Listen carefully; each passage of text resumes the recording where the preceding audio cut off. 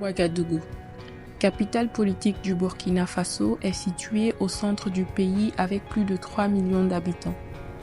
La saison sèche débute à partir du mois d'octobre et la saison pluvieuse à partir du mois de mai. La période de chaleur, quant à elle, commence à partir du mois de février jusqu'au mois d'avril, environ 40 degrés à l'ombre. La ville regorge de plusieurs endroits et nous avons élaboré une liste non exhaustive des principaux endroits à visiter absolument. Nous commençons par le palais du Moro Naba. L'actuel Naba Bango II a été intronisé en 1982. Il est le roi des Mossi, le 37e souverain Mossi descendant de la princesse Nyenenga. Le Moro Naba, souverain très respecté par les Mossi de Ouagadougou, est le gardien des coutumes, le chef suprême de l'administration, de l'armée et de la justice. Il est assisté dans la gestion de son pouvoir par un conseil de 16 ministres qui s'occupent des fonctions spécifiques dans le royaume et sont aussi des chefs des vieux quartiers de Ouagadougou.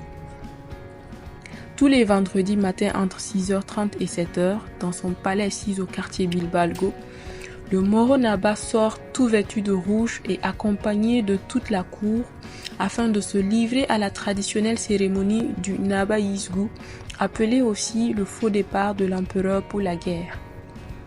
Ses femmes, ses notables et ses sujets le supplient de rester afin d'éviter que le sang coule. Ainsi, le chef des Mossi, très remonté au départ mais guidé par la voix de la sagesse, se retourne dans son palais. Les photographies sont interdites au cours de la cérémonie. Le Moro Naba est la plus haute autorité traditionnelle burkinabé car il facilite le dialogue entre l'islam et le christianisme. Il détient une influence politique très importante au Burkina Faso.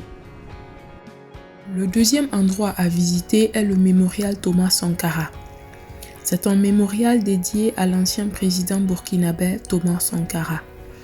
Il est bâti sur le site du Conseil de l'Entente où a eu lieu l'assassinat en 1987 de Thomas Sankara.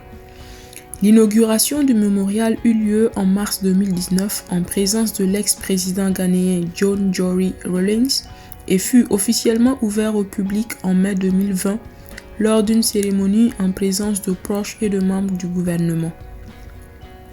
Le mémorial Thomas Sankara est un site touristique et de pèlerinage qui reçoit entre 200 et 400 visiteurs par jour.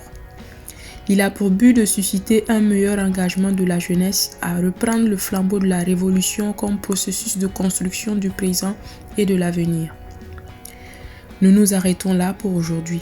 Nous vous donnons rendez-vous dans notre prochaine vidéo pour la suite des endroits à visiter à Ouagadougou.